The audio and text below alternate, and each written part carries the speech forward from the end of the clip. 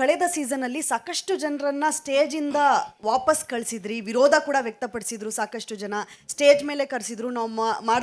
ನಾವು ಅಚೀವ್ ಮಾಡಿದಂತಹ ಯಾವುದನ್ನು ಕೂಡ ಸ್ಟೇಜ್ ಮೇಲೆ ತೋರಿಸ್ಲಿಲ್ಲ, ನಾವು ಏನೂ ಮಾಡೇ ಇಲ್ಲ ಅನ್ನೋ ಥರ ತೋರಿಸಿ ನಮ್ಮನ್ನು ಅಲ್ಲಿಂದ ವಾಪಸ್ ಕಳಿಸಿದ್ರು ಅಂತ ವಿರೋಧ ವ್ಯಕ್ತಪಡಿಸಿದ್ರು. ಈ ಬಾರಿ ಕೂಡ ಅದೇ ರೀತಿಯಾಗಿ ನೀವು ಎಲಿಮಿನೇಟೆಡ್ ಮಾಡ್ತೀರಾ? ಬಂದಂಥವ್ರನ್ನ ವಾಪಸ್ ಕಳಿಸುವಂಥದ್ದು ಏನಾದರೂ ಇದೆಯಾ, ಅಥವಾ ಈಗ ಆಲ್ರೆಡಿ ಸೆಲೆಕ್ಟ್ ಮಾಡಿರೋ ಎಲ್ಲರೂ ಕೂಡ ಬಿಗ್ ಬಾಸ್ ಮನೆಗೆ ಹೋಗ್ತಾರಾ?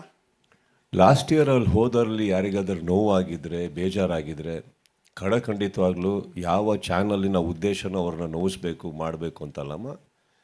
ಈಗ ಒಂದು ಸಿನಿಮಾ ನಾವು ಮಾರ್ಕೆಟಲ್ಲಿ ಬಿಡ್ತೀವಿ ಅಂದ್ಕೊಳ್ಳಿ, ಆ ಸಿನಿಮಾ ಚೆನ್ನಾಗಿ ಹೋಗಿಲ್ಲ ಅಂದ ತಕ್ಷಣ ನನಗೆ ಅವಮಾನ ಮಾಡಿದ್ರು ವೀಕ್ಷಕರು, ನನಗೆ ಪಿಕ್ಚರ್ ಓಡಿಸ್ಲಿಲ್ಲ, ಇವ್ರ ರಿವ್ಯೂ ಸರಿ ಬರಲಿಲ್ಲ ಅಂದರೆ ಹೇಗಮ್ಮ?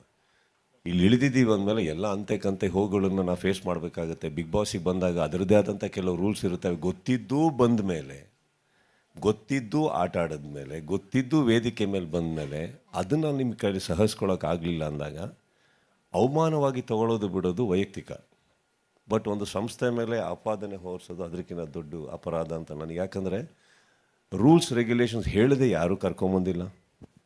ಎಲ್ಲರಿಗೂ ಎಲ್ಲ ಗೊತ್ತಿರುತ್ತೆ, ನೋಡಿ ಹಿಂಗಿರುತ್ತೆ, ಹಿಂಗಾಗತ್ತೆ. ಸರ್ಪ್ರೈಸಾಗಿ ನಿಮಗೆ ನಾವೇನಾರು ಮಾಡಿ ಅವಮಾನ ಆಯಿತು ಅಂದರೆ ಅದ್ರ ಬಗ್ಗೆ ಮಾತಾಡೋಣ.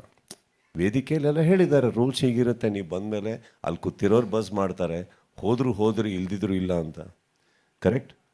ಸೊ ಹಾಗಿರುತ್ತೆ. ಸೊ ಇವಾಗ ಫಾರ್ ಎಕ್ಸಾಂಪಲ್ ವಿನ್ನರಲ್ಲಿ ಕಾರ್ತಿಕ್ ಅವ್ರು ಆ್ಯಕ್ಚುಲಿ ವಾಪಸ್ ಹೋಗಿದ್ರು, ವಾಪಸ್ ಬುಲಾವ್ ಬಂತವ್ರಿಗೆ. ಕರೆಕ್ಟ್? ಅದನ್ನು ಅವರು ಅವಮಾನವಾಗಿ ತೊಗೊಂಡಿದ್ದಿದ್ರೆ ಹೇಗೆ ಗೆಲ್ತಾಯಿದ್ರು? ಕೆಲವ್ರು ಹೋರಾಡ್ತಾರೆ, ತಪ್ಪು ಅಂತ ನಾವು ಹೇಳೋಕ್ಕಾಗಲ್ಲ. ಇನ್ನೊಂದು ಹೇಳ್ತೀನಿ, ಈ ಸೀಸನಲ್ಲೂ ಹಾಗೆ ಆಗುತ್ತಾ? ಆಗಬಹುದು, ಆಗ್ದಲೇನೂ ಇರ್ಬೋದು. ಫಾರ್ಮ್ಯಾಟ್ ಏನು ಅದನ್ನು ನಾನು ಫಾಲೋ ಮಾಡಬೇಕಾಗುತ್ತೆ. ಅವರೆಲ್ಲ ಕೂತ್ಕೊಂಡು ಯೋಚನೆ ಮಾಡಿ ಆ ಫಾರ್ಮ್ಯಾಟ್ ಹಾಕಿದ್ದಾರೆ ಅಂದರೆ ಕಾರಣಾಂತರಗಳಿಂದ ಹಾಕಿರ್ತಾರೆ. ಗೆಲ್ಲೋ ಒಂದು ಲಕ್ಷಣಕ್ಕೆ ನಿಮ್ಗಳಿಗೆ ಮನೋರಂಜನೆ ಕೊಡೋಕ್ಕೆ ಏನು ಬೇಕೋ ಅದನ್ನ ಇಟ್ಕೊಂಡು ಮಾಡಿರ್ತಾರೆ. ಅದನ್ನು ಗೊತ್ತಿದ್ದು ಬರ್ಬೇಕಾದ್ರೆ ಅದನ್ನೆಲ್ಲ ಸೈನ್ ಮಾಡಿ ಪಾಲಿಸ್ತೀವಿ ಅಂತಲೇ ಬಂದಿರ್ತಾರೆ. ಆಮೇಲೆ ಕೂತ್ಕೊಂಡು ಮಾತಾಡ್ಬೇಕಾದ್ರೆ ಏನು ಮಾಡೋಕ್ಕಾಗಲ್ಲ.